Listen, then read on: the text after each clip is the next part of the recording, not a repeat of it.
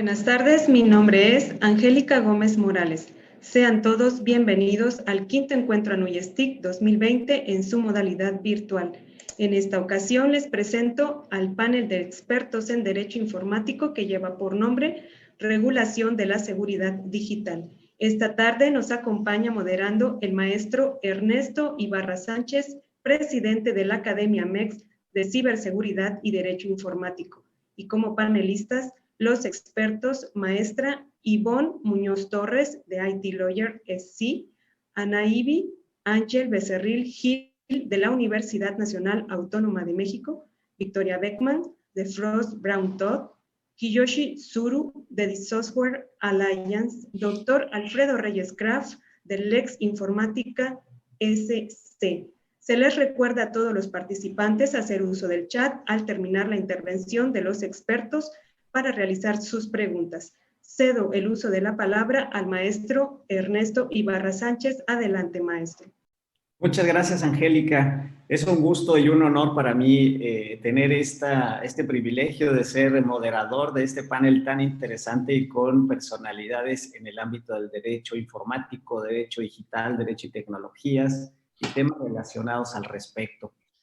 Agradezco principalmente a la ANUYES, a todo el comité de tecnología de ANUYES, ANUYESTIC, invitarme a este ejercicio en la materia de la regulación de la seguridad digital y que este encuentro ANUYESTIC espero que esté siendo de utilidad y muy valioso para todas y para todos. Gracias a las tecnologías podemos reunirnos en esta ocasión de manera virtual. Y antes de dar inicio a la presentación de nuestras invitadas panelistas, les mando un saludo esperando que ustedes y su familia se encuentren muy bien y que pues logremos atravesar los meses que resten de la pandemia con salud. Así que vamos a dar inicio a una breve presentación de nuestras invitadas e invitados. Les ruego a ellas y a ellos me disculpen por no leer una extensión de su amplia trayectoria, pero bueno, creo que podemos encontrar mayor referencia de ellas y de ellos a través de las redes sociales. Voy a iniciar por presentar a nuestros participantes. Bien, nos acompaña la doctora Ana Ibi Aniel Becerril Gil, académica de la UNAM, especialista en temas de Derecho y Tecnología, Ciberseguridad y Derechos Humanos. Ha participado en el Internet Governance Forum de la ONU, el IGF, y fue panelista en sesiones principales en materia de ciberseguridad, confianza y privacidad.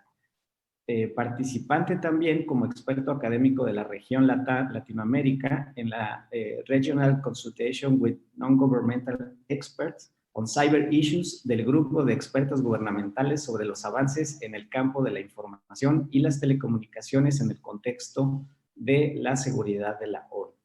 Ana Ibi también ha participado en eventos organizados por la Organización de Estados Americanos y en otras actividades académicas y además es profesora de la Facultad de Derecho en el posgrado en Derecho. Bienvenida, Ana Ibi, muchas gracias por acompañarnos. Muchas gracias, Ernesto, por la invitación y saludos a todos. Un gusto acompañarles. Gracias. También tenemos con nosotros al doctor Alfredo Reyes Graf. El doctor Alfredo Reyes Graf es socio fundador de Reyes Graf Solís SADCB, Lex IT Legal Advisor y Member of Board Global Legal Entity Identifier Foundation. Es doctor en Derecho con mención honorífica cum laude por la Universidad Panamericana, posgrado en Dirección de Empresas D1 en el Instituto Panamericano de Alta Dirección de Empresas IPADE y curso de especialidad en contratos y daños en la Universidad de Salamanca. Actualmente es socio del despacho y fundador Reyes Graf Solís SADCB. Además, es consejero técnico de la Asociación Mexicana de Internet, Asociación Internet MX y miembro del Instituto de Derecho de las Telecomunicaciones, entre tantas actividades. Un gusto, Alfredo, tenerte con nosotros. Bienvenido. Gracias, Ernesto. Un gustazo y también un gustazo estar en este panel, pues tan bonito, mano. De verdad, con grandes amigos. Gracias de verdad, Ernesto. Bienvenido. También contamos con la presencia y participación de la maestra Ivonne Muñoz Torres, fundadora de IT Lawyers SC, Desde 2002 es profesora del Diplomado de Seguridad Informática del Tecnológico de Monterrey en campus de la zona centro y norte del país, impartiendo el módulo de aspectos legales y éticos en la seguridad informática.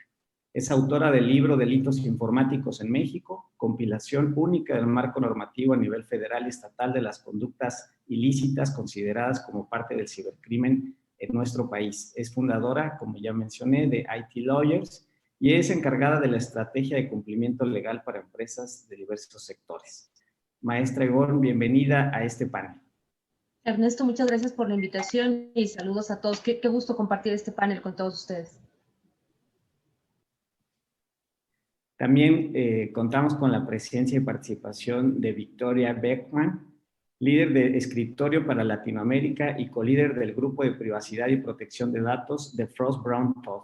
Es líder del escritorio, como ya mencioné, y también que es una firma de 600 abogados en Estados Unidos basada en Columbus, Ohio. La práctica de Victoria se concentra principalmente en asesorar a clientes en temas de privacidad y seguridad de datos, no solo en el marco regulatorio con el cumplimiento de leyes estatales, federales e internacionales, sino también con la preparación de estrategias para responder a incidentes de seguridad. Victoria también es asesora, cliente en el proceso de preparación y cumplimiento del Reglamento General de Protección de Datos, el GDPR, y de la Ley de Privacidad del Consumidor de California. Antes de ser abogada, Victoria ejercía como ingeniera industrial en el sector automotriz y de tecnología y era patinadora artística. ¡Wow! Bienvenida, Victoria. Gracias por la invitación y estoy muy feliz de estar aquí con todos. Y bueno, sí, hice patinaje artístico por mi querida tierra Colombia. Bienvenida. Gracias. También contamos con la participación de Kiyoshi Tsuru, Country Manager de Business Software Alliance, socio fundador de TMI Abogados, árbitro de la Organización Mundial de la Propiedad Intelectual, OMPI. Es abogado especialista en propiedad intelectual, particularmente en el área de innovación y ciberespacio, resolución de disputas de nombres de dominio, protección de derechos de autor en el entorno digital, protección de software, patentes, indicaciones geográficas, transacciones electrónicas referentes a derechos de propiedad intelectual y arbitraje. Socio fundador de TMI Abogados, árbitro de la Organización Mundial de Propiedad Intelectual y director y country manager de Business Software Alliance. Kiyoshi, muchas gracias por acompañarnos. Bienvenido. Gracias por invitarnos, Ernesto, y qué buena onda estar con este panel. Claro que sí, un panel de lujo en el marco del encuentro ANUYSTIC. En esta ocasión vamos a hablar de regulación de la seguridad digital.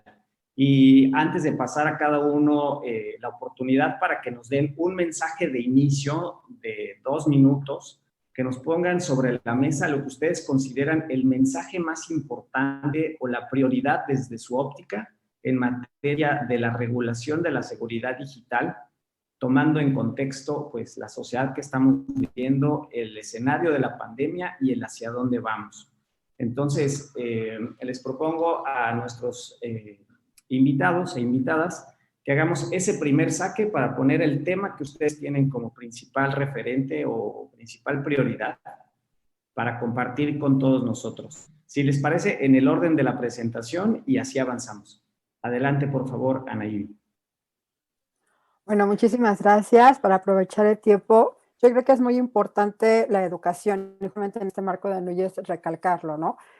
Con todos este cambio cultural que tuvimos que llevar de la noche a la mañana, más que nada cambio en nuestras actividades, porque el cambio cultural creo que todavía no permea. Pasamos de situaciones a situaciones emergentes. Aquí lo importante es empresas, instituciones, personas, ver qué de lo emergente vamos a volver permanente y a partir de ello trabajar. La educación es importante para ello, la educación y el desarrollo de habilidades. Desconfiamos de lo que no conocemos y de lo que ignoramos. Y si hablamos de generar confianza justamente en la transformación digital, pues tenemos que enfocarnos en esa educación. En el ámbito jurídico no podemos alegar la ignorancia, ¿no? La ignorancia de la ley no exime su cumplimiento, pero por lo menos en el desarrollo de habilidades creo que sí es muy importante generar esa educación y sobre todo también generar incentivos para el sector. Si ya avanzamos en esa transformación digital de la noche a la mañana, que tal vez pudo haber llevado 5 años y lo hicimos en semanas o en días en algunos casos. ¿Qué tantos incentivos podríamos nosotros también darles a ellos? La ley también debe generar incentivos para que mantengan ese desarrollo y capaciten y generen también innovación en materia de tecnología. Con esto cerraría muy general. Gracias.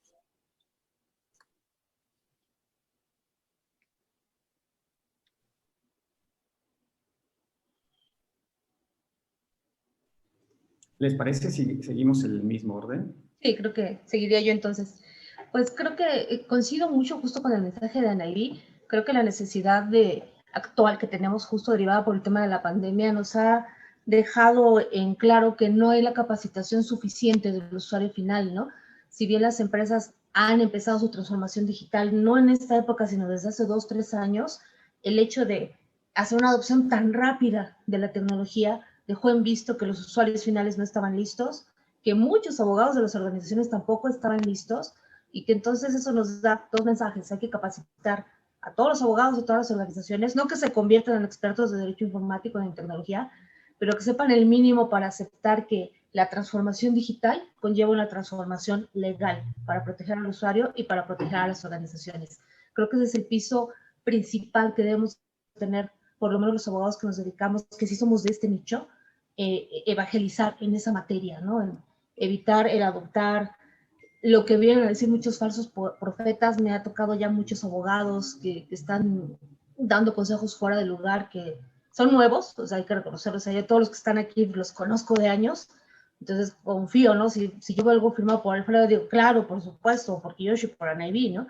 Pero si veo algo firmado por un abogado nuevo que surgió hace 2, 3 años o que surgió en esta época, me queda claro que tal vez hay un desconocimiento muy de fondo y más cuando hablas con ellos. Entonces, reitero, mi mensaje es eso: capacitar al usuario final y capacitar a los abogados de las organizaciones en la necesidad de conocer la tecnología y entenderla. Ya paso la estafeta.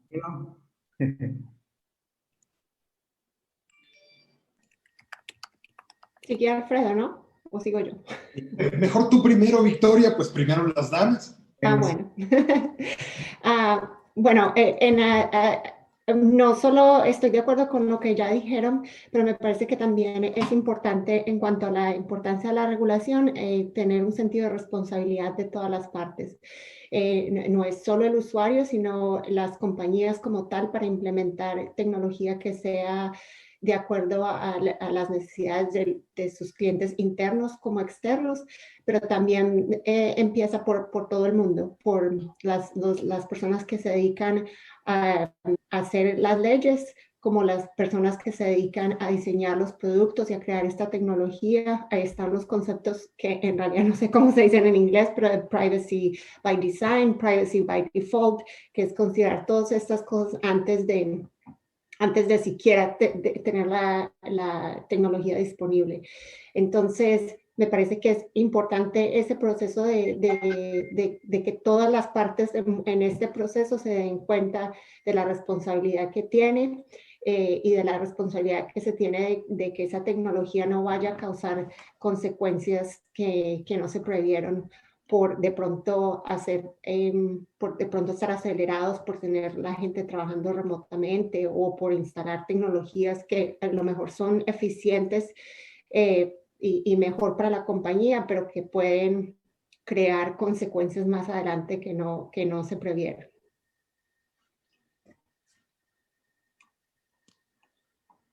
Pues gracias, Ernesto. Miren, una cuestión, yo quisiera empezar con una pregunta y estoy completamente de acuerdo con lo que comentó mi querida Ivonne, con Anaí y con Victoria. Y yo quisiera hacer énfasis en una parte que comentó Victoria, pero para mí muy importante, y es precisamente la función de los legisladores.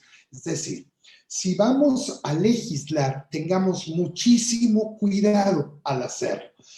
Y de alguna forma, que los legisladores tengan un referente técnico y un referente jurídico. Y segundo, con una pregunta: ¿la legislación orientada a mecanismos o herramientas de seguridad, ustedes creen que nos da más seguridad o nos la quita? Y en relación con esto quisiera hacer pues una pequeño silogismo. Mire, un ladrón, para poder atacar, para poder hacer cualquier ataque, tiene que invertir. Y esa inversión, pues le cuesta. Y esa inversión genera, vamos, un beneficio, entre comillas, para el delincuente. Ese beneficio es, pues va a poder robar un Volkswagen o va a poder robar un Subaru. Si por disposición de ley estandarizamos mecanismos de seguridad, fomentamos una cosa que se llama uniformidad. Y si es eso, le estamos dando un incentivo perverso al ladrón precisamente para invertir en formas de ataque, ya que atacándolo van a poder, pues, robar más. No solamente van a poder robar un Volkswagen, sino van a poder robar cualquier auto en el país. Entonces, tengamos mucho cuidado. Si vamos a regular, no estandaricemos mecanismos de seguridad, ni vayamos por disposición de ley a incorporar mecanismos técnicos o herramientas específicas de seguridad. Recuerden que la normativa es de neutralidad tecnológica. Gracias. Kiyoshi. Muchas gracias, felicidades Ernesto, felicidades a Núñez.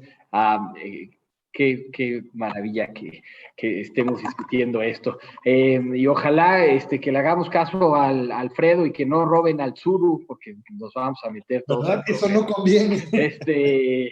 Oye, a mí me interesa ver en la práctica qué vamos a hacer, ¿no? Sin duda necesitamos un modelo nacional, ya no un plan, ya no una agencia central, etcétera, porque esto ha sido imposible. Pero pues tomando los mantras de la ciberseguridad, necesitamos poder reaccionar a la emergencia, necesitamos resiliencia. Lo digo en términos de políticas públicas, ¿eh? Es decir, el problema de seguridad cibernética como nación nos tiene rebasados. Entonces tenemos que aplicar un plan de emergencia. Tenemos que tener planeación, pero sobre todo ahorita poner en práctica esta metodología que nos ayude por lo menos a atacar este problema de salud y de higiene cibernética tan fuerte que tenemos, ¿no? Y para esto tenemos que pasar del discurso a la acción. Llevamos décadas hablando de la seguridad cibernética y la verdad es que no está pasando nada. Es desafortunado. Es desafortunado que sigamos creyendo que nuestros legisladores, pero sobre todo nuestra autoridad persecutora del delito, que siga creyendo que es una cuestión de ciencia ficción, que si no sucede en la realidad, y otra vez si nadie rompe el cristal de un Tsuru, no hay delito que perseguir. Eso sigue sucediendo hoy y es triste, es una tragedia, es una vergüenza para México. Los delitos cibernéticos siguen siendo algo no prioritario y no estoy hablando de que no hayamos accedido a Budapest por más que haya voces en el sector público, en el privado, en el académico, etcétera, sino que no se persiguen los delitos más básicos, ¿no? Y luego ver un poquitín, si es que podemos salvar al paciente, que es México, si se pudiera salvar, entonces ya ver ahora sí una planeación más a mediano y a largo plazo, ver educación, ver concientización, trabajar con nuestros jóvenes, por supuesto, ver mejores prácticas, seguridad digital, etcétera, y luego ver cómo democratizamos la seguridad cibernética, ¿no? ¿Qué herramientas hay allá afuera? Por ejemplo, con soluciones de nube hay acceso más simple y más barato a propuestas de última generación,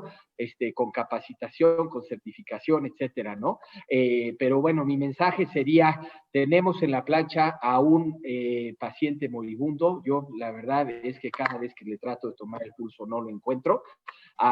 Seguimos con un mensaje tan contradictorio como que nuestros funcionarios, nuestros servidores públicos no necesitan computadoras como no los necesitó don José María Morelos y Pavón, y por otro lado queremos estar insertos como México en la sociedad y en la economía del conocimiento.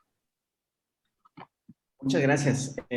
Pues comentarios todos muy relevantes. De manera rápida voy a dejar 4 puntos. 1, el tema de política pública. 2, el tema de inversión en las agencias o en las autoridades involucradas en todo el proceso, ya sea de la prevención, de la investigación, la sanción y la parte de recuperación o reinserción del delincuente informático, ¿no?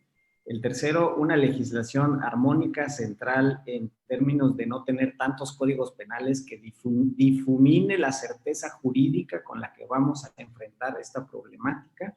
Y el cuarto, propiamente, esa, digamos, arista de la cultura, capacitación, habilidades digitales, formación constante.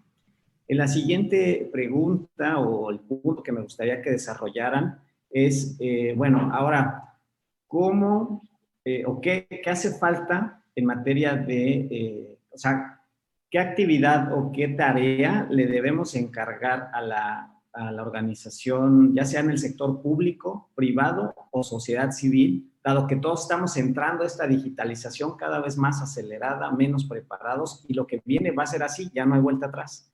Entonces, ¿qué retos y desafíos ven en ese sentido?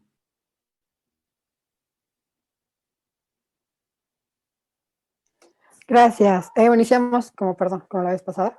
Sí, sigamos el mismo para repetir. Gracias. ¿Qué falta? Bueno, creo que falta capacitación. Falta muchísima capacitación en todas las herramientas que se están implementando, aun con que no son herramientas nuevas, y bueno, aquí está el doctor Reyes Clap, igual me meto en camisa de 11 varas, pero tenemos 20 años con la firma electrónica y que ahorita avanzada, ¿no? Y que ahorita nos vengan a decir, vamos a implementar finalmente la firma electrónica avanzada. ¡Wow! ¡Qué novedad! No es cierto. La tenemos desde el año 2000 en la legislación y apenas estamos hablando de que vamos a implementarla porque la Ley General de Archivos dice que la firma electrónica, y ahorita lo están haciendo todos con un enrolamiento rapidísimo de que no, todos necesitamos hacerlo, porque entonces ahora sí le vamos a dar el mismo valor jurídico que la firma autógrafa. Bravo, una herramienta nueva. No, tenemos 20 años con eso y todavía no ha permeado. Todavía, aún con que ahorita se está utilizando y es una medida emergente, ojalá se vuelva permanente, pero no se está capacitando a los funcionarios públicos. Pero todavía te preguntan, ¿y estos numeritos valen? Y llévale los numeritos al juez, el operador jurídico, y ahí me comentas cómo te va, por qué te va a decir que todavía quiere ver el grafo y el rayón ahí, si no, no vale, ¿no? Y ahorita todo el mundo está generando entonces su firma electrónica, cuando tal vez lo que debemos haber hecho es tener un sistema más robusto de interconectividad entre las firmas, de reconocimiento, para no terminar con 15 firmas electrónicas, que vamos a terminar con 15 identificaciones, insisto. Y el enrolamiento, pues, es otro tema, y la infraestructura es cara también, más allá de la capacitación, y no todos van a tener acceso a esa firma, porque bueno, es una infraestructura cara, y creo que faltaría una política detrás de implementación a corto, mediano y largo plazo. ¿Qué queremos con estas soluciones? Y es eso, en verdad, la capacitación. Creo que falta mucha capacitación en lineamientos que debieron haberse emitido de que, bueno, entiendo que nadie estaba preparado, pero vamos a utilizar videollamadas para conferencias, ¿no? Ah, sí, bueno, ¿cuáles son los lineamientos? Cuestiones de privacidad, cuestiones de transparencia que ya tenemos en la ley, pero que no tenemos plasmados. Buenas prácticas que puedan generarse en el sector y detectar malas prácticas que también se estén generando, que eso es muy importante. Entonces, dentro de las organizaciones, ¿cuáles fueron tus medidas emergentes? ¿Emitiste lineamientos? ¿Los revisaste con la Ley General de Transparencia? ¿Los revisaste con la Ley General de Protección de Datos Personales? ¿Con la Ley General de Archivos? Tenemos lineamientos robustos y ahora sí vamos a trabajar en ello, pero hay que capacitar a todos los que van a usar estas herramientas. ¿Por qué? Porque al final del día sabemos que la mayor parte de los errores pues vienen siendo entre la máquina y la silla, ¿no? Entonces, creo que en verdad falta también capacitación dentro de los operadores jurídicos, capacitación de los servidores públicos en la materia para que sepan ellos las atribuciones y funciones que tienen, cuál es el marco regulatorio, bueno, el marco jurídico en este caso para mí serían estas 3 leyes, sobre todo en el sector público, hablando de transparencia, acceso a la información, protección de datos y la Ley General de Archivos, que viene justamente a cerrar eso, y ver realmente cuáles son los retos y cuál va a ser la estrategia a corto, mediano y largo plazo, porque lo estamos haciendo ahorita emergente y creo que el próximo año, ¿qué va a suceder cuando regresemos a la normalidad? Entonces ya nadie va a usar la firma electrónica porque pues ya estamos en físico y va de nuevo el garabato, ¿no? Un ejemplo, perdón, doctora, ahí estoy diciendo cosas que no, porque usted sabe, pero creo que en verdad es bien importante eso. Llevamos 20 años con este tipo de tecnologías y apenas estamos volteando a ver de que, sí se puede. El teletrabajo también. El teletrabajo que no estaba establecido en el sector público, ahorita ya todo el mundo quiere sacar regulaciones de teletrabajo como de otras cosas, y el teletrabajo no creo que la finalidad sea estar 8 horas sentado frente a una computadora, perdón. El teletrabajo es un trabajo por resultados que a lo mejor en el sector público tampoco se había manejado un trabajo por resultados como puede ser en las empresas. Creo que son muchas cuestiones a considerar y creo que son algunas de las pocas que yo ahorita haría justamente mención. Gracias. Bien, gracias, Alfredo. Agregando a lo que dice Naiví, yo reitero, creo que no deberíamos diferenciar entre los retos y desafíos de las organizaciones públicas, las privadas y la sociedad. Creo que el denominador común está en todas y es el usuario, ¿no? La adopción de tecnología es algo que creo que es un hecho. Ya estábamos muy metidos en tecnología, pero no sé, ¿no? Tal vez hablo de los 7 que estamos aquí porque nos dedicamos a esto y volteas a ver a tu vecino y tu vecino no está tan inmerso en tecnología y estamos asumiendo, ¿no? Entonces creo que uno de los principales riesgos es eliminar el asumir que todos tenemos el mismo conocimiento tecnológico de una herramienta tan sencilla como puede ser un WhatsApp, redes sociales y no se hable de Zoom, ¿no? Hace un año en un diplomado, les comparto, en un diplomado de seguridad informática, grabamos previo las cápsulas y nos dijeron, grábenlas como puedan o grábenlas con nuestra herramienta. Y yo les dije, yo uso Zoom, les voy a grabar usando Zoom. Y recuerdo que los de TI de esa universidad me dijeron, ¿qué es Zoom? Me acuerdo mucho porque dices, no tiene ni un año que sucedió eso y hace un año muchísima gente no sabe qué era Zoom. Ahorita Zoom ya se está convirtiendo casi en un verbo, ¿no? Entonces, qué bueno porque hay que ver el lado positivo a todas las calamidades, ¿no? Yo creo que el lado positivo de la pandemia es que nos ha impulsado a tener una transformación digital impresionante, pero está dejando de lado el tema del usuario, de la capacitación. Yo estoy en un grupo de WhatsApp de ciberseguridad en México, donde están todos los ISOs de todos los bancos y acaban de mandar una nota de que va a haber una denuncia colectiva por parte de usuarios de un banco, porque todos ya coincidieron en que fueron víctimas de un fraude cibernético. Y me quedé yo pensando y dije, a ver, es que espérame, creo que voy a suponer que yo no sé usar banca electrónica, que apenas voy a abrir mi cuenta y llegas a la sucursal y te dicen, aquí está tu token y traes tu celular, sí, y te instalan el token dinámico y demás y tú sales a la sucursal con ¿y ahora cómo uso esto, no? Entonces creo que debemos empezar a generar un marco, una lista de las obligaciones de los entes públicos, de los privados y de la sociedad. Si yo te invito a usar la tecnología, me tienes que capacitar, no como un tú te debes, sino me tienes que capacitar en cómo se usa esto. Porque a la hora, como bien dice Kiyoshi, ¿no? Los incidentes existen, pero en el momento de la persecución, el banco voltea y dice, es culpa del usuario. El usuario compartió el token, el usuario le prestó el celular al primo, el usuario hizo tal y entonces yo me lavo las manos y no sucede, ¿no? Entonces creo que es importante que dentro de ese marco de generar políticas públicas, de generar un marco jurídico armonizado que nos superurge. O sea, créanme, cuando yo hice el libro de delitos informáticos dije, wow, ¿no? Esta es la caja de Pandora porque no hay uniformidad, ¿no? Por eso creo que fue lo que más me gustó de ese libro, ver la falta de uniformidad de criterios, de tipificación y demás. De la persecución ahorita hablamos, del tema de policía cibernética. Entonces creo que ya es momento me gustó mucho como lo dijo Kiyoshi, llevamos 20 años hablando de esto. Creo que en un desayuno que fue ahí en Vancomer en el 2002, si no mal recuerdo, Alfredo, estábamos con Juan Carlos Guel y demás hablando del tema de delitos cibernéticos, cómo afrontarlo y demás. Y estamos en el 2020 y seguimos hablando del mismo tema. Y entonces eso nos lleva o no nos estamos preocupando, o tenemos el clásico problema de cambia el sexenio, cambia el periodo, entonces no hay continuidad en las propuestas legislativas, ni tampoco en las propuestas de un plan nacional de ciberseguridad, o como le quiera poner, o como queramos copiar y pegar de la OEA, ¿no? Porque la realidad, la estrategia del sexenio pasado es un copy-paste de la estrategia de ciberseguridad de la OEA, que está repetida en toda Latinoamérica, ¿no? Entonces no hay un esfuerzo real. Entonces creo que deberíamos de juntarnos como, va a parecer broma, como los superfantásticos y decir, a ver, espérame, yo llevo 20 años en esto, o sea, tú, Alfredo, llevas desde 90 y tantos con lo de firma electrónica, cabildeando todo lo de firma electrónica, ¿no? Kiyoshi lleva con BCA desde 2004, o sea, yo llevo 19 años dando clases de temas de aspectos legales de ciberseguridad, ¿no? Y es bien triste decirle al usuario final, ¿qué crees? Las leyes siguen igual, las instituciones siguen mal, el sector privado sigue invitándote o forzándote a usar la tecnología, pero desregulado. Entonces creo que ya deberíamos de generar ese cúmulo de experiencia que todos tenemos con base en las malas historias de nuestros clientes y colegas, y decir, esta es una propuesta real. Yo estoy seguro que todos ustedes ya leyeron el último proyecto de ley de ciberseguridad y va mucho al camino de lo que justo tú decías, Alfredo. ¿En qué momento se les ocurre poner que el gobierno va a ser el auditor de las tecnologías que se implementan en la iniciativa privada, ¿no? O sea, ese fue mi primer grito cuando empecé a leerla y dije, claro, quiero que me digan qué policía cibernético va a decir, este es el firewall indicado, este es el IPS indicado, este es el IDS indicado, este es el proceso de firma electrónica indicado. No lo hay. Yo le doy clases a policía cibernética de un montón de estados de la República y créanme, es tristísimo cuando le dices, bueno, y antes de esto, ¿por qué eres ahora policía cibernética? Hubo uno que me dijo, yo era policía montado, vieron que lo usaba, le jugaba muy bien al teléfono del celular y literal me dijeron, se ve que le sabes, vente, ahora eres policía cibernético. Y dices, Dios mío, ¿no? Entonces, estamos en un rezago regulatorio y de políticas públicas impresionante, siendo que el avance de la transformación digital ya nos ganó. La pandemia hizo que nos ganara, entonces eso debe de prender ya no el semáforo rojo del semáforo, debe encender todo el semáforo completo, ¿no? Quemarlo y decir, aquí hay una pira y tenemos que actuar, porque el usuario final es el que sufre las consecuencias.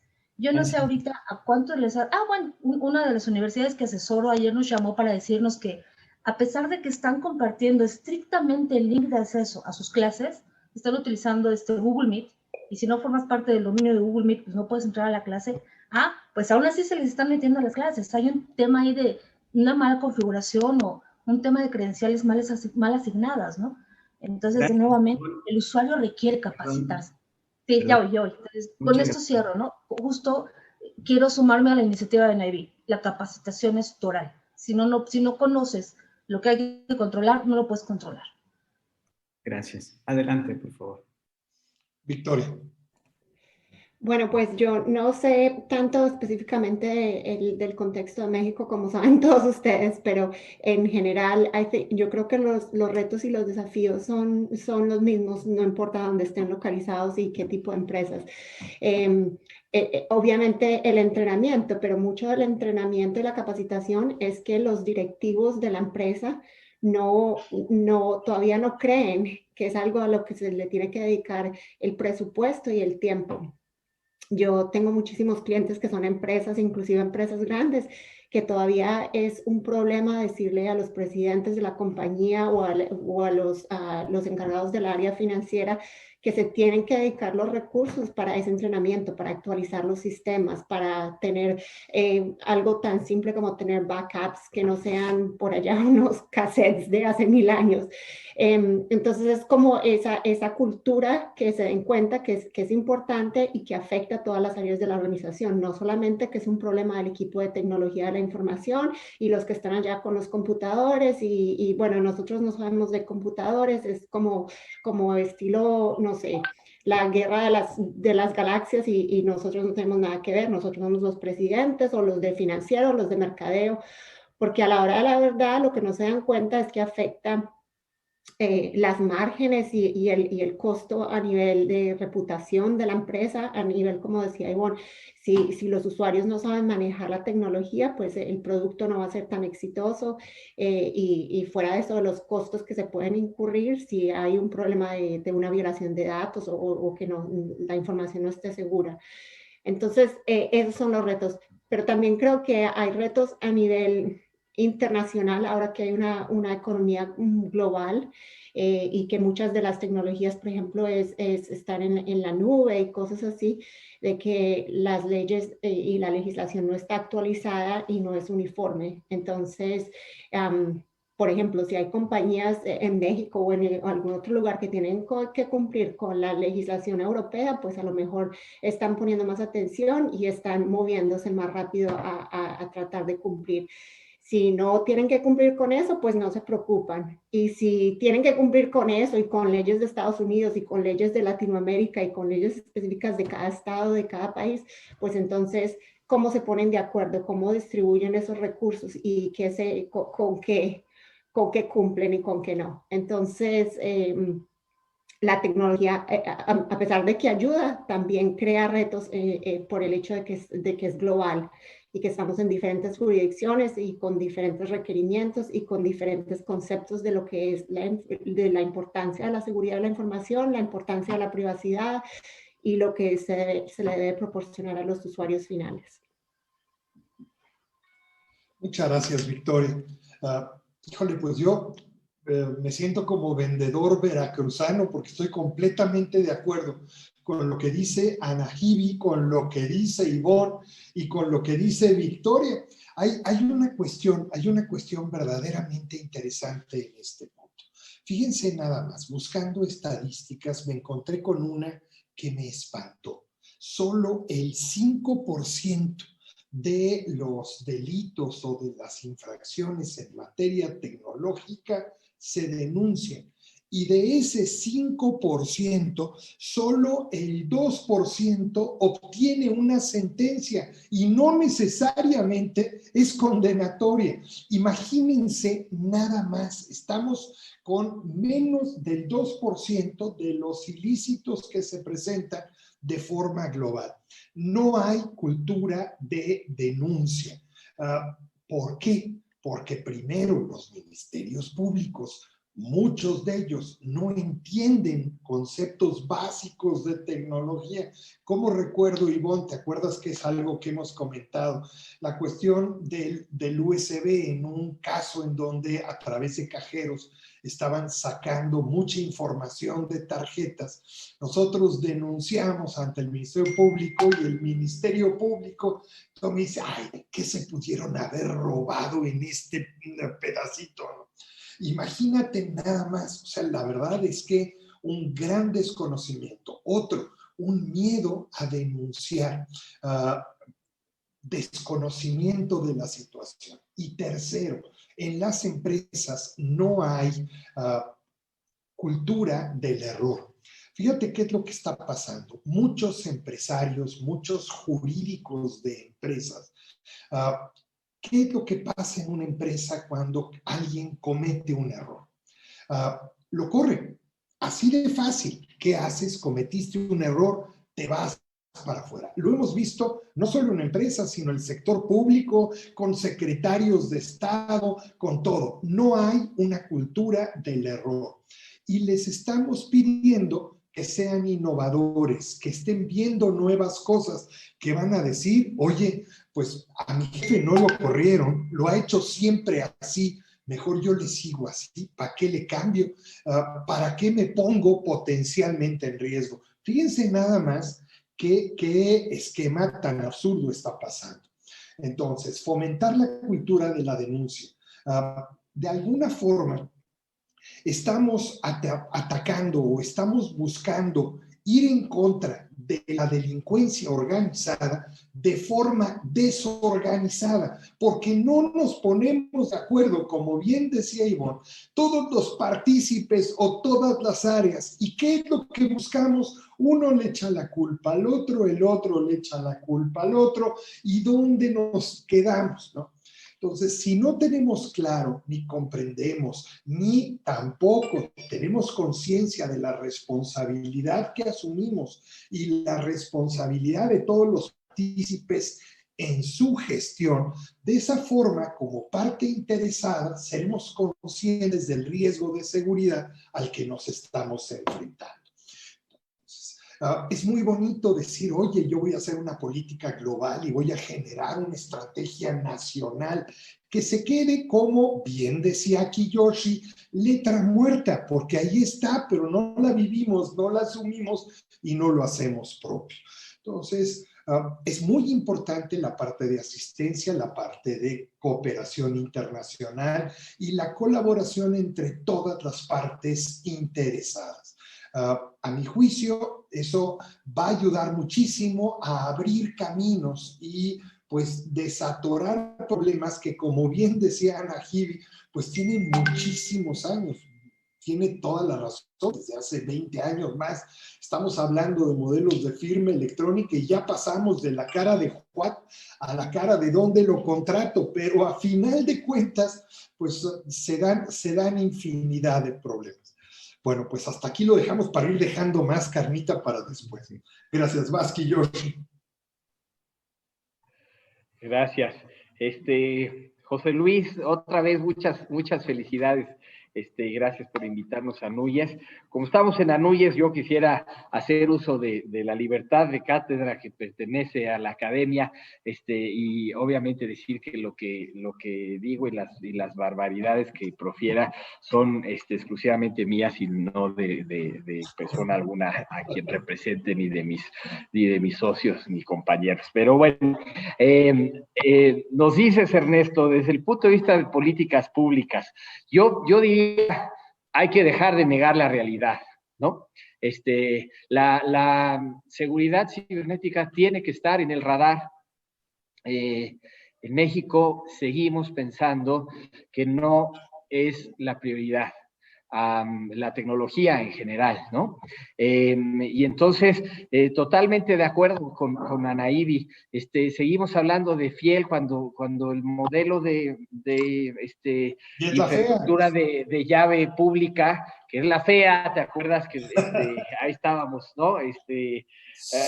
Pero bueno, ya es un modelo que se está haciendo obsoleto. Seguimos hablando de que sería bueno entrarle a Budapest cuando las conductas de hoy ya sobrepasaron a Budapest, y entonces pues es una cuestión de ciencia ficción, de verdad.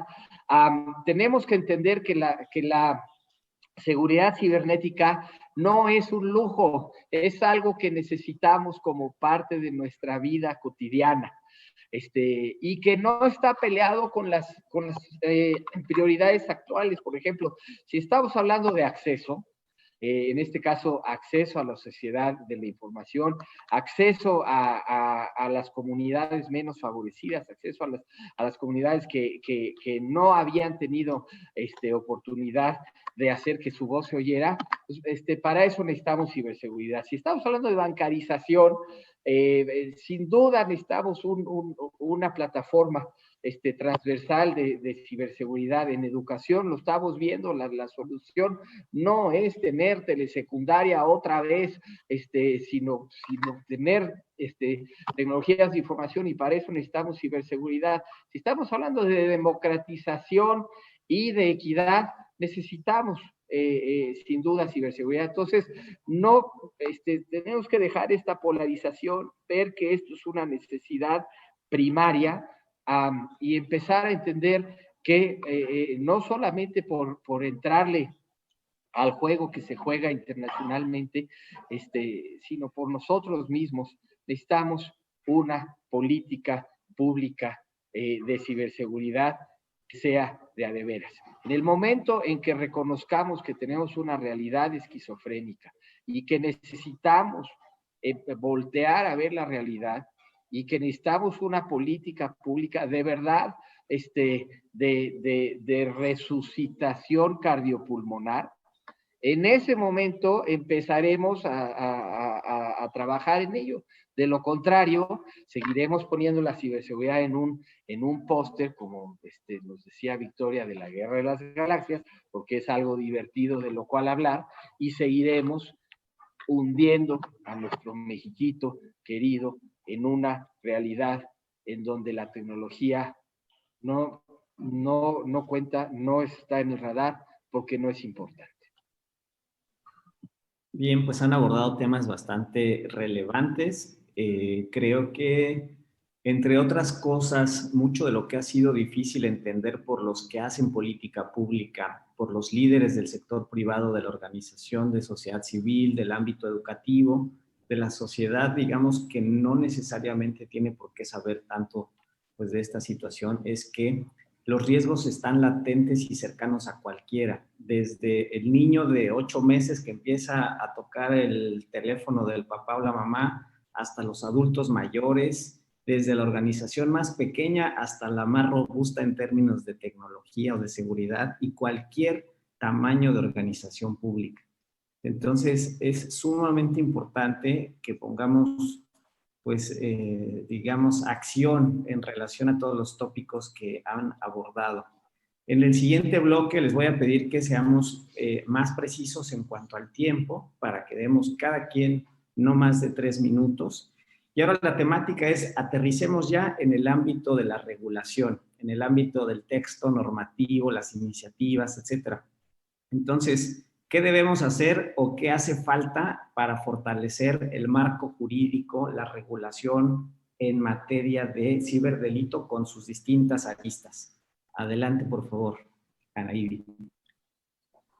Bueno, muchas gracias. Creo que falta, para empezar, liderazgo en materia de ciberseguridad. Como bien lo decían, sí, no es solamente una bandera, y creo que ahorita se está banderando mucho como que, bueno, es una palabra que está de moda y entonces yo quiero que todo el mundo está sacando leyes y leyes y leyes en materia de ciberseguridad, de las cuales muchas veces o pueden llegar a ser violatorias de derechos humanos, como ya vimos algunas restricciones que se han aprobado, o en su caso no están considerando al sector técnico en su labor. Por ejemplo, hay una pequeña o una muy sutil línea entre lo que puede hacer un pentester, lo que puede hacer alguien que busca vulnerabilidades y que se le pueda llegar justamente a penalizar por esta conducta. Entonces, creo que es muy importante que todo lo que se esté desarrollando, que sí necesitamos una adecuación de marco jurídico, sí necesitamos algo, necesitamos una ruta, necesitamos algo que nos dé certeza jurídica, pero que se tenga que llevar a todo el sector. Muy importante, siempre los marcos que se realicen tienen que tener esa protección a derechos humanos, incluso ciberseguridad tiene que ser con ese enfoque de derechos humanos por diseño. Es muy importante buscar no violar otros derechos.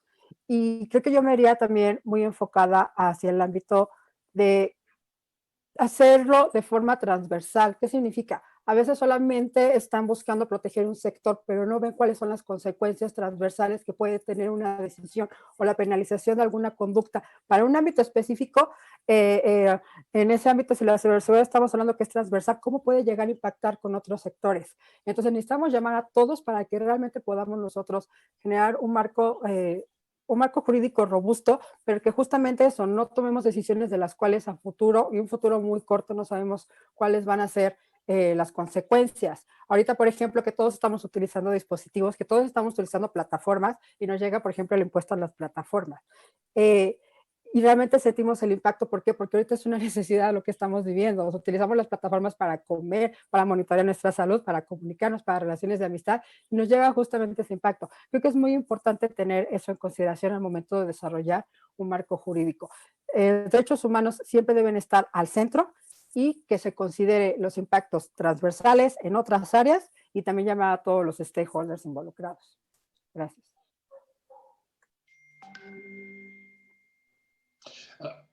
Adelante, por favor, Ivonne. Ya. Ernesto, ¿qué te puedo decir? Hace 10 años me puse a escribir un libro, porque literal estaba yo en mi año sabático y dije, voy a hacer el libro. ¿Qué ha pasado en 10 años, no? La primera norma jurídica en tema de delitos informáticos desde mayo del 99. Entonces dije, a ver, en el pastel de 10 años, veamos si hay evolución. Y te puedo decir que si el año pasado hubiese escrito el libro que dijera 20 años después, la conclusión no hubiese sido la misma que voy a compartir ahorita.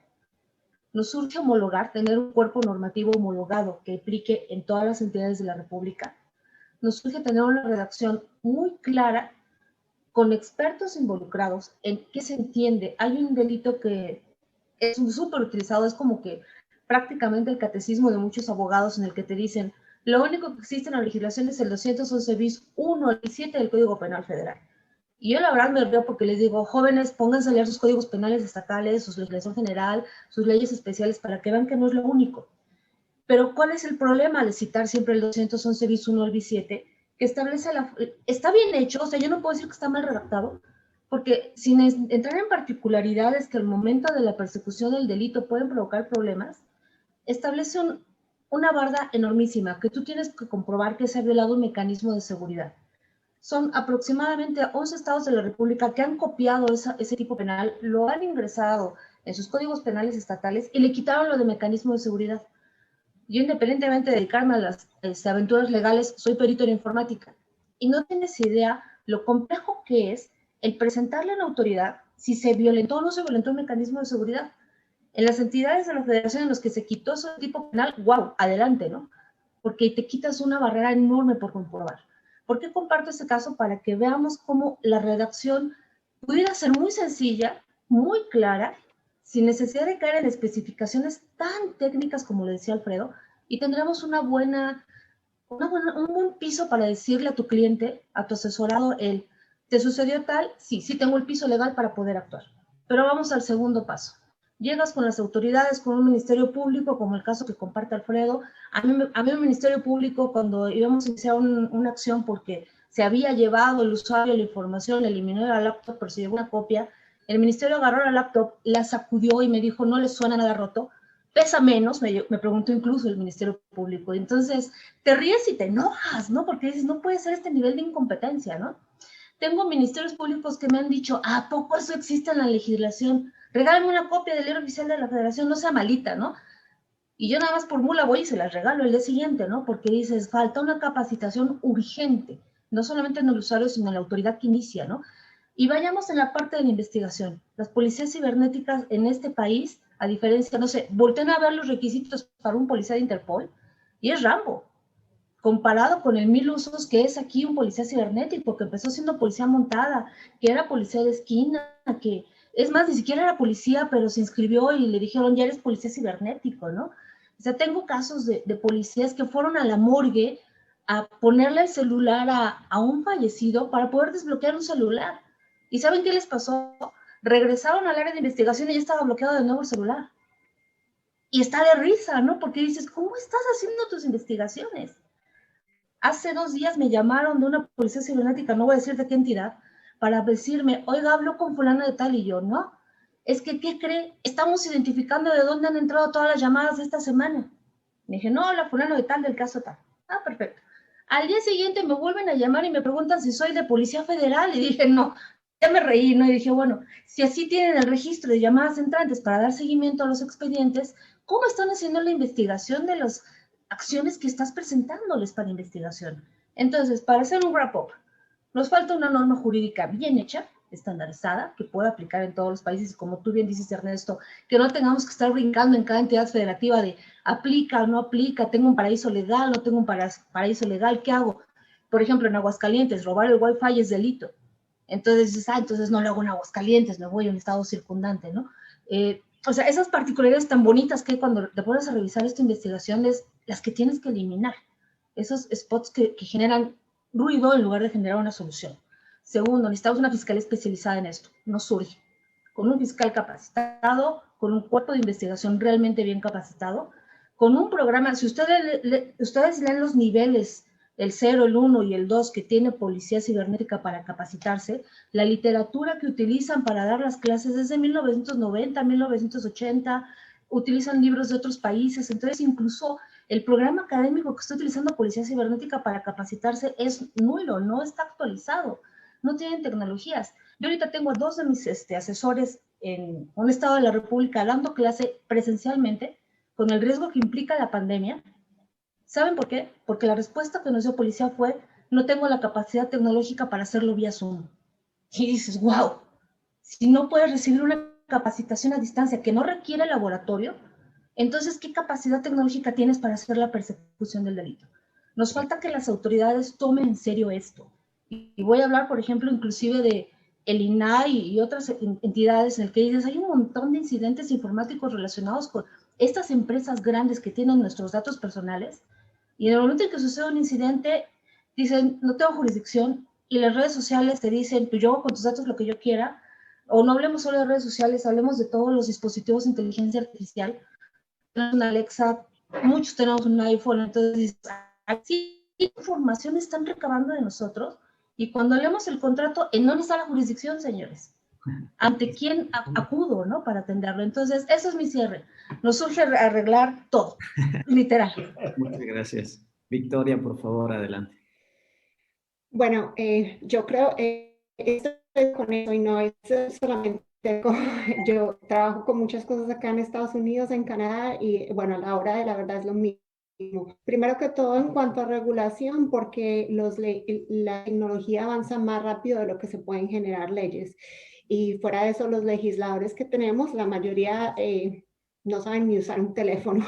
Entonces, si no entienden la tecnología, ¿cómo van a legislar y a poner penalizaciones y requerimientos sobre algo que escasamente saben cómo mandar un email? Y cuando se está generando la tecnología, ya hay otros, en cuestiones de ciberseguridad, si se está haciendo una legislación, pues ya se han creado 20,000 ataques diferentes que no se han considerado.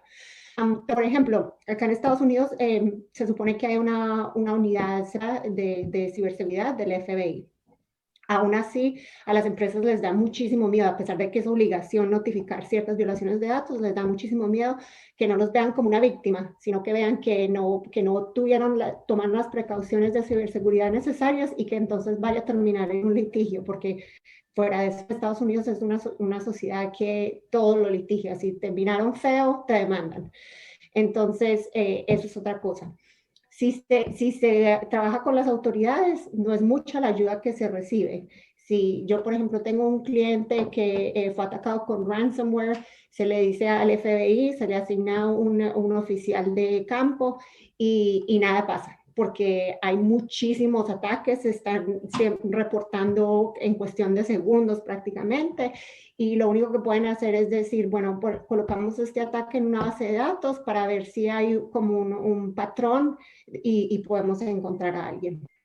Y dado el caso que tengan tanta suerte que logren encontrar a alguien, está el problema jurisdiccional otra vez, que si encuentran a los malos actores, generalmente van a estar no sé, en Rusia, en países de Europa del Este, y bueno, pues no se puede hacer nada. Sí, bueno, encontramos que el ataque fue generado en Rumania, y ya, ¿qué se puede hacer con eso?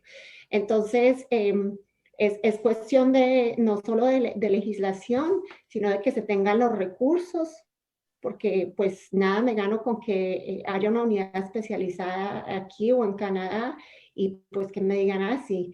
Y también que se considere, por ejemplo, aquí hace 2 semanas el Departamento del Tesoro emitió como un comunicado diciendo que a las personas o a las compañías que paguen pagos por ransomware pueden estar en violación de las leyes del Tesoro y de pagos al exterior. Entonces, pero tampoco se les ayuda. Entonces, una compañía es víctima de ransomware y tiene que pagar por el pago para poder recuperar sus servidores y sus sistemas. Y si paga, entonces está violando leyes federales o sea, ¿para dónde, qué camino se coge? O se es la víctima y se ayuda, o se paga y termina uno haciendo pagos ilícitos.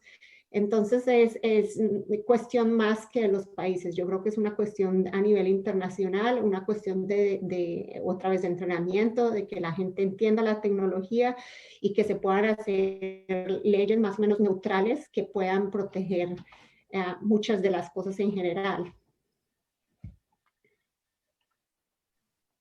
Adelante, Alfredo. Muchísimas gracias, Ernesto. No sé si me escuchan bien. Aquí se está empezando a cortar un poquito, pero adelante. Sí me escuchan. Perfecto. Yo tengo completamente de acuerdo con lo que han comentado hasta ahora. Yo traigo 5 principios que de alguna forma pues debieran de pues presidir o de alguna forma organizar en lo que podríamos considerar el ciberespacio. El primero, las leyes y las normas aplicables en otros ámbitos de nuestra vida cotidiana lo son también en el ciberespacio.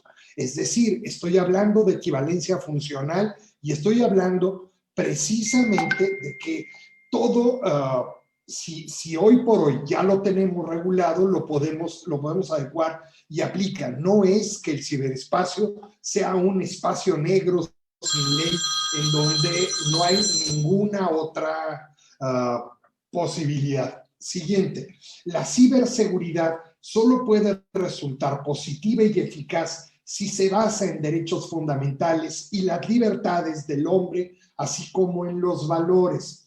Los derechos individuales no pueden protegerse sin leyes ni sistemas seguros, ¿no? Entonces, esto es importantísimo. Tercero, todos los ciudadanos deberán poder acceder a Internet y a un flujo de información libre de trabas. Debe garantizarse la integridad y la seguridad de Internet para así hacer posible un acceso seguro a todos, tal y como lo establece nuestra Carta Magna. Cuarto, el mundo digital no está controlado por una sola entidad. Actualmente intervienen en él varias partes, muchas de las cuales son entidades comerciales y no gubernamentales que participan en la gestión diaria de los recursos protocolos y normas de Internet, así como también en su futuro desarrollo, por lo que se reafirma la importancia de todas las partes interesadas en el actual modelo de gobernanza de Internet. Es decir, debemos de respaldar el desarrollo y el planteamiento de gobernanza multilateral. Si no tenemos bien claro este concepto, nos vamos a perder. Todas las partes interesadas, ya sean administraciones públicas, sector privado, ciudadanos, hay que reconocer o deben de reconocer una responsabilidad compartida en la seguridad de las redes y la información, en la toma de medidas para protegerse y, en caso necesario, ofrecer una respuesta coordinada para reforzar la ciberseguridad.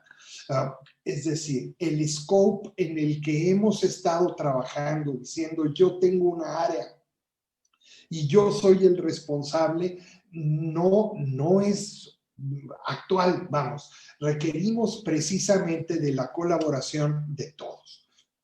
Ese es mi punto en este sentido. Por favor, Kiyoshi. Gracias.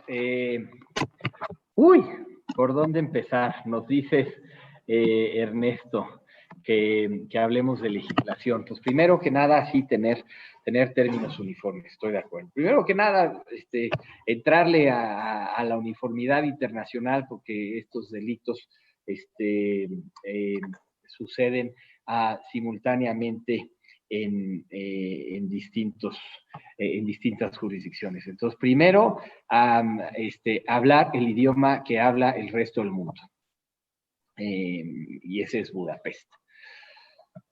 Luego, pues sí, tener uniformidad en los códigos penales. Ahorita que hablemos ya de aplicación de la ley, vamos a ver, por ejemplo, robo de identidad,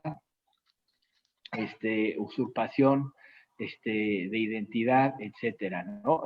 Tiene que haber uniformidad, pero sobre todo que exista una legislación que sea lo suficientemente simple para que se pueda perseguir el delito. Como está nuestra legislación hoy, yo me atrevo a decir que es casi imposible perseguir un delito cibernético. ¿Por qué? Porque en el entramado de leyes y desafortunadamente con el sistema acusatorio que México adoptó, todavía no sé por qué adoptamos el sistema acusatorio, la realidad es que no sabemos cómo perseguir el delito, no sabemos cómo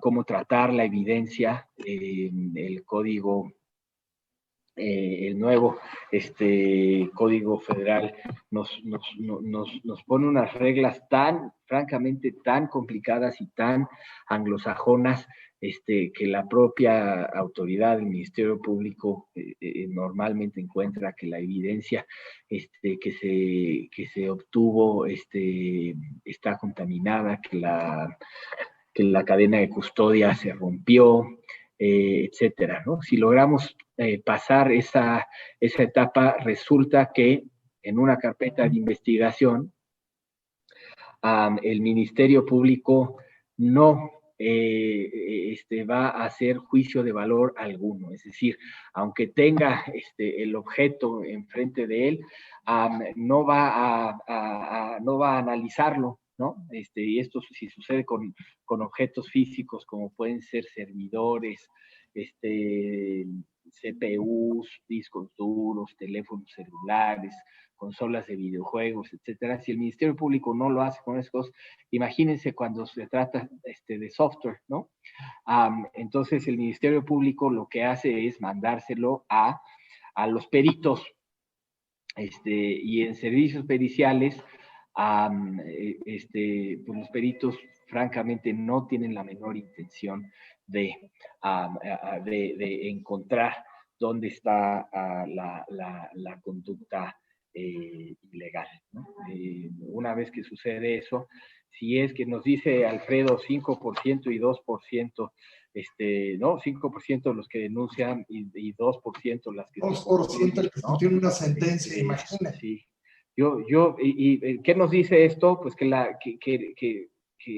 hay un gran desincentivo para denunciar. ¿Por qué? Pues porque nuestro entramado de leyes, y aquí habría que decir no nada más las leyes, sino las decisiones jurisdiccionales, han hecho que la materia de seguridad cibernética, particularmente de los delitos cibernéticos, sea un área de imposible práctica, ¿no? Y por eso es que tenemos los índices de ransomware que tenemos en México.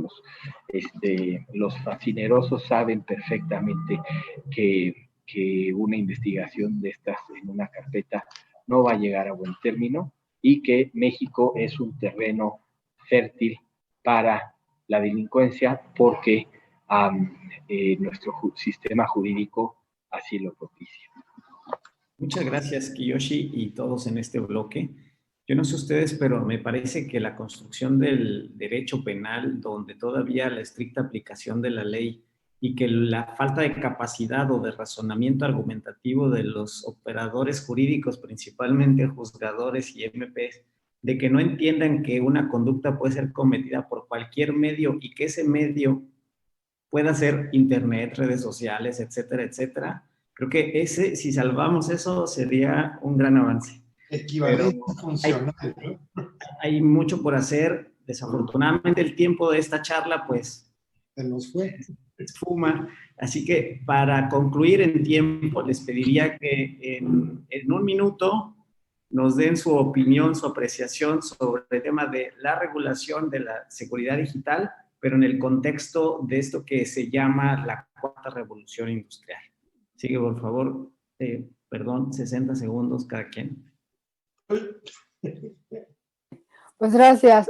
Sí, justamente, bueno, con la revolución industrial, sobre todo con el desarrollo de inteligencia artificial, la desinformación, el monitoreo, el targeting que están haciendo de nosotros en el número de empresas, creo que es muy importante atender a cuáles son las cuestiones como desinformación, que en algunos países incluso se toman como cuestiones de seguridad nacional, conflictos híbridos que tienen que se llevan a cabo en el ciberespacio y que tienen sus efectos en el espacio físico. Creo que estamos ante el desarrollo de tecnologías que todavía están en pañales, todavía no sabemos cuál va a ser su impacto. Está trabajándose mucho también en el marco de valores éticos que se implementen estas tecnologías, que son las que deberíamos analizar. Creo que sí es importante darle seguimiento, son tecnologías nuevas que también se utilizan en el mundo civil como en el mundo militar, en el caso de inteligencia artificial y de todas. Entonces creo que aquí lo importante es nosotros como sociedad, y rápido en el documento de la Unión Europea que habla sobre Cybersecurity o Digital Anchor, hace una relación muy interesante de que mejor hagamos una sociedad segura por diseño, más que preocuparnos también que los dispositivos sean seguros por diseño. Nosotros como sociedad, justamente brindarnos, ser esa corresponsabilidad a través de la capacitación. ¿Por qué? Porque la tecnología va a cambiar y va a seguir cambiando y esto no va a parar. Pero sí nosotros con esa capacitación podemos volvernos más resilientes hasta los retos futuros. Creo que por ahí también deberíamos anotar. Gracias.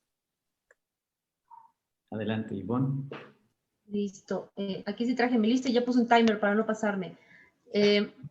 Yo creo que la base primero es crear una conciencia en tema de ciberseguridad, contribuir a construir la confianza pública. Si tú revisas todos los códigos de ética que hay en asociaciones de seguridad de la información, uno de los principales cánones es tienes que aportar a construir confianza pública. No podemos fatalizar el tema. Ahora, siendo muy puntual, uso de tecnologías disruptivas, realmente no se me hace que estemos disrumpiendo nada, sino que ya existían, solamente hay que establecer un procedimiento obligado de migración de tecnologías para que no se rompa la continuidad de las operaciones. De blockchain, pues aquí tendría que yo platicar mucho con Alfredo, pero perdónenme, no hay autenticación de la identidad, entonces nos vamos al no repudio, nos vamos al no puedo perseguir, bye. Internet de las cosas, ya lo decíamos, ¿no? Jurisdicciones, límites para qué información recaban y cómo la procesan. Inteligencia artificial igual, ¿no? Establecer patrones claros de cómo se va a utilizar el tema de Big Data con Internet de las cosas, inteligencia artificial para tener una regulación muy clara. Y como cierre, Smart Contracts. Por favor, no son contratos de inteligencia artificial. Un smart contract es un programa que trae funciones delimitadas ya por un estándar. Entonces, no caer, justo lo que les decía, en falsos profetas, en abogados que se presentan como disruptivos porque le ponen un bot a tu sitio web. Eso no es disrupción. Entonces, es súper importante ser muy específicos y muy analíticos de lo que nos presentan incluso como soluciones legales en temas de cuarta transformación. Listo. Bueno, digo yo. Yo creo que muy importante, y ya se ha dicho, pero en general es la cuestión ética en el manejo de tecnologías. Está la revolución digital, la tecnología ha estado ahí, va a seguir evolucionando, y es mucho de cómo se usa esa tecnología, qué información se le da a los usuarios de esa tecnología, cómo se hace la colección y la protección de los datos y la información que se recolecta. Entonces, es más cuestión, o sea, la revolución es, así sea inteligencia artificial, a la hora de la verdad somos humanos los que los estamos generando y los que los estamos programando y controlando. Me parece a mí, alguien también mencionó el tema de los principios de, o sea, principios elementales de, por ejemplo, privacidad y principios elementales fundamentales como seres humanos. Entonces, me parece que es muy importante todo eso en cuanto a legislación, en cuanto a generación de tecnología, a usos, que se tenga en cuenta ética y la persona como tal. Gracias, Victoria. Pues está de moda las revoluciones. Ahora ya que estamos en revoluciones completas, la revolución digital ha provocado grandes cambios provocados por la convergencia de la informática, comunicaciones y tecnologías. A final de cuentas, estas ya hoy por hoy son herramientas necesarias para el desarrollo de las naciones y el desarrollo de su seguridad y elementos de riesgo en los derechos de las personas, de la seguridad nacional y de las economías de mercado. La pregunta que habría que hacerse es más que ver otras cosas, es si los modelos éticos y legales, como bien comenta Victoria, siguen siendo patrones o reglas válidas para nosotros, o nos enfrentamos a nuevos retos que nos llevan a otra incógnita. ¿Estamos preparados a esos otros retos? Internet se ha convertido en parte integrante de la comunidad, de la sociedad actual, y es bien público. Por ello, el llamado ciberespacio debe de ser protegido de incidentes, actividades malintencionadas y utilizaciones abusivas que se producen e incrementan a una velocidad alarmante. ¿Qué debemos de buscar o hacia dónde queremos llegar? Me quedan todavía algunos segunditos. El primero, protección al consumidor con mecanismos para evitar el fraude cibernético. Segundo, es a nivel de la industria financiera revisar procesos, infraestructuras, conexiones bancarias, incluso con Banco de México, aunque no guste mucho decirlo, y garantizar esquemas de seguridad. Y tercero, es que a nivel nacional se debe de colaborar con las autoridades para encontrar puntos de acuerdo, mejorar la transparencia de las reglas y perseguir los delitos siempre en un marco global a través de políticas públicas definidas. Fiu, llegamos al minuto. Por favor, Kiyoshi. Hola, no sé si se vea mi pantalla y si no, si me dejan ponerla. Miren, yo quiero poner este caso práctico. Tú dices, ¿cómo le entramos a la cuarta revolución? Yo ahorita puse 3 o 4 palabras en mi buscador, ¿no? Y entonces aparece esta página. Esta es una página en donde dice que se vende la flotilla de coches de un... La mesa.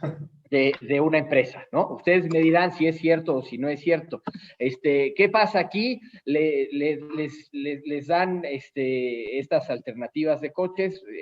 La verdad es muy poco probable que todos estos coches hayan estado en la misma flotilla, ¿no? Entonces, bueno, ¿qué pasa? Llega Ernesto y da su enganche, ¿verdad? De 50,000 pesitos. Y luego va a la empresa y dice, aquí está el resto de de mi pago, o dio el 100%, y se lo, y va por su coche. Obviamente no hubo coche. ¿Por qué pasa esto? Porque no hay coordinación. Entonces, para entrar a la cuarta revolución industrial tenemos que tener una coordinación. Alguien tiene que enfocarse en esto. Necesitamos investigación. La Guardia Nacional hace un gran trabajo a través de policía cibernética. Necesitamos tenerlo estandarizado. Tiene que haber persecución del delito. Francamente, a la FGR no le interesa. ¿Cómo hacemos para que, si queremos estar en la cuarta revolución industrial, exista Estado de Derecho y haya consecuencias? Finalmente, marco normativo y política pública. Si logramos salvar todos estos obstáculos que acabo de decir, es decir, que si alguien engaña al usuario, al ciudadano, al público en general de esta manera, fraudes de estos hoy se están perpetrando probablemente miles, porque los grupos de delincuencia organizada que están haciendo esto, que venden no solamente coches, venden azúcar, venden toda suerte de productos, encantados de la vida porque saben que la autoridad no va a hacer absolutamente nada al respecto. Si logramos pasar esa barrera, empecemos a hablar ya de legislación y de política pública que nos permitan más o menos estabilizarnos en la tercera revolución industrial para ver si podemos acceder a la cuarta. Perfecto, pues ha quedado ahí ya parte de lo que hemos analizado en este panel, que tenía por objetivo pues esbozar algunos aspectos jurídicos de la seguridad digital y su vertiente negativa, que es los ciberdelitos o ciberataques. Entre tantas cosas se mencionaron elementos de política pública, regulación, cultura, capacitación, coordinación, liderazgo, etcétera. Y bueno, el tiempo da a que ahora vayamos con algunas preguntas de parte del público. Les voy a leer, hay varias preguntas, vamos a empezar por esta. ¿Cómo se denuncia y ante quién un fraude por Internet? Solo uno por pregunta y que sea breve, por favor, porque debemos cerrar en 10 minutos. Supongo que tú eres la experta. Este es tu tema, Ivonne. Gracias, Alfredo. Bueno, yo iniciaría por aclarar que decir un fraude por Internet es algo tan amplio, tan ambiguo, tan sujeto a interpretación, que es como cualquier incidente de ciberseguridad, en el que te dicen, le cayó ransomware a las computadoras, algo, pero no sabes en dónde empezó ni nada, ¿no? Y sucede lo mismo cuando tenemos un delito cibernético. El cliente o el afectado no tiene realmente la información y para él todo es un fraude en Internet. Entonces, yo creo que el punto de partida es, antes de saber ante quién lo voy a denunciar, cómo lo voy a denunciar, qué pruebas voy a tener que presentar, necesito saber exactamente qué fue lo que sucedió, hacer mi primera investigación, obviamente cuidando todo el tema de la cadena de custodia para que no llegue ya la prueba dañada al proceso. Y ahora sí, conociendo exactamente qué le pasó al muerto, y perdón por la analogía, saber qué tipo de revisión necesito y saber ante qué autoridad voy a ir. Porque puede ser un tema mercantil que no sea meramente penal, ¿no?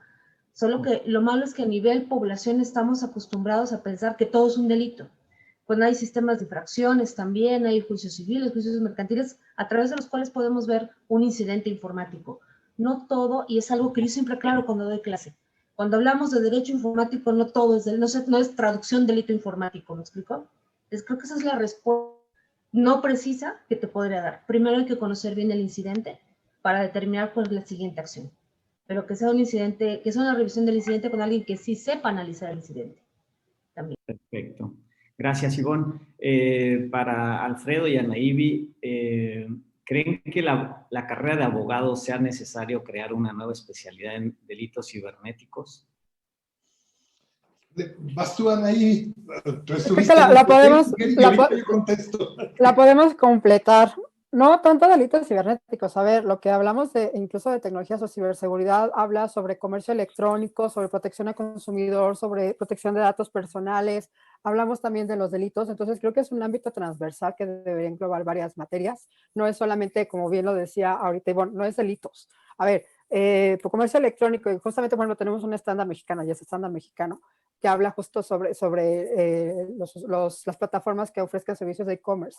¿De qué se habló ahí? Pues se habla de la seguridad del sistema, se habló de la protección de los derechos del consumidor y la protección de datos personales, ¿no? Entonces, ¿puedes darnos un ejemplo de qué necesitamos conocer? Yo me diría, por ejemplo, sí tenemos un ámbito de derecho digital, y yo también me diría un amplio, o también decirle, pues, ¿por qué no generar también, o sea, está construyendo una disciplina de derecho de la ciberseguridad que englobe justamente todas estas protecciones, no solamente legales, sino de cumplimientos, de procesos, de gestión de riesgos, de continuidad de negocio? Son muchos, creo que, de los enfoques que podríamos ahí justamente abarcar, y no sé, doctor Reyes quiera sumar algo. Una cosa muy pequeña y algo muy importante es que es muy importante que esta materia de derecho informático o de derecho digital o como le quieran poner, se integre en los planes de estudio de todas las universidades. No pretendo pedir que sea una especialidad en general. A final de cuentas, el derecho informático atañe a todas las ramas del derecho. Por eso comentaba Ana Jibi muy bien que estamos hablando de un esquema transversal. Y en ese orden de ideas, considerándolo un esquema transversal, estuvimos trabajando. Yo tuve la oportunidad de trabajar con Ana Jibi precisamente para la creación de una maestría precisamente en pues, tecnologías de la información, en derecho de las tecnologías de la información y comunicaciones, con muy buenos resultados. Es decir, hay un gran apetito por parte de los abogados. Fíjense que en materia fiscal, en materia administrativa, en materia mercantil, en muchísimas materias se han abierto el modelo de utilizar medios tecnológicos. Entonces, resulta importante que un abogado pueda tener esa visión global del medio tecnológico y no solamente la partecita fiscal en donde ve la firma electrónica o el sello digital, porque lo descuadra y lo ve solamente en un punto. Perdón, me pasé, pero ahí va. Ahí nada más aumentaría algo, esto no es solo para abogados, tenemos que jalar al sector de tecnología, necesitamos al sector técnico trabajando, el abogado y el ingeniero especialista en seguridad, la generación de conocimiento que pueden tener entre ellos, la verdad es muy valioso. También queremos proteger al sector tecnológico, no somos los abogados que debemos decirles no pueden hacer esto, sino queremos proteger sus creaciones y darles certeza en lo que están haciendo. Gracias. Así es. El jurista tiene que ser parte de la construcción del presente y del futuro. Ahora, un minuto para, Victoria y Kiyoshi, ¿qué certificaciones recomiendan si hay de alguna entidad en específico o algún consejo general? Un minuto cada quien, por favor. Bueno, pues en general están las certificaciones de privacidad que tienen que ver con ciberseguridad, que son generalmente de la IPP o International Association of Privacy Professionals. Ellos dentro de esas mismas tienen divisiones para Estados Unidos, Europa, para lo que es el manejo de la tecnología o la gerencia de la tecnología. Y también hay certificaciones en cuanto a la parte más técnica de NIST, bueno, que no me acuerdo qué es lo que significa, pero y certificaciones por ejemplo, de ISO, de otras organizaciones que aplican a nivel internacional como ISACA. O sea, certificaciones hay muchas a la hora de la verdad. Lo que pasa es que es mucho lo que hay que cubrir. Yoshi, por favor. Totalmente de acuerdo. En recomendaciones generales, si estamos hablando de ciberdelitos, denuncien, por favor. ¿Ante quién? Ante el Ministerio Público que tengan más cerca, y a partir de ahí se puede iniciar. Hay que desmitificar. Los fraudes son fraudes y se cometen por por internet, o se cometen con cheques, o se cometen manualmente. Los fraudes son fraudes, los robos y usurpaciones de identidad son robos y usurpaciones de identidad. Entonces tenemos que desmitificar. Y para eso tenemos que acercarnos tanto los usuarios como las víctimas, como los abogados, como los creadores de política pública y legisladores. Tenemos que regresar a la realidad, hacer esto una materia simple a la hora de enseñar y de estudiar, hacerlo también una materia simple. Como dice el ministro Cosío, cuando empezó la locomotora, no había ley del ferrocarril.